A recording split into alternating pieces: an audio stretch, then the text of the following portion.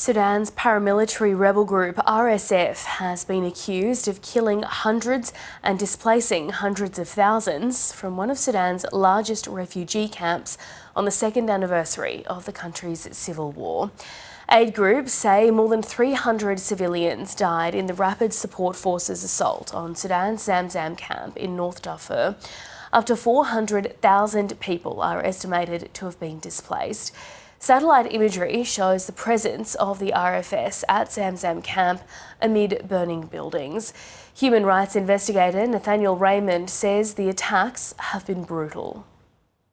The camp is being burned to the ground systematically by Rapid Support Forces, who now control the camp, including at least 3 of the main access points to the camp, and have displaced a minimum of about 500,000 people in the past 48 hours.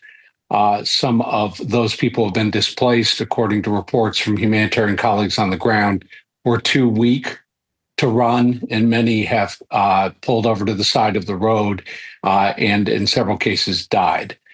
So right now they've displaced approximately 500,000 people from Zamzam camp, and they're burning the camp to the ground.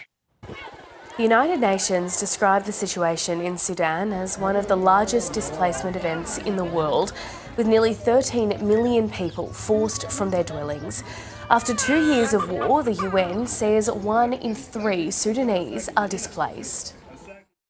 It's again to reiterate the need for ceasefire, because the refugees I see, whether at the borders with Chad or at the borders with South Sudan, where I have been the past few weeks, or in all other places, they are asking us that what they want is a normalcy so that they can return home and take care of themselves. 1 in 6 internally displaced persons globally come from Sudan. Sudan also faces one of the world's largest hunger crises. The World Food Programme says 25 million people face extreme hunger. They're calling for urgent humanitarian aid funding. Sudan has now become the world's largest hunger crisis. Nearly half the population are acutely food insecure. Famine has taken hold in parts of Darfur and is spreading. In order to turn the tide, WFP needs access in order to reach people that have been isolated by the conflict, and we also need funding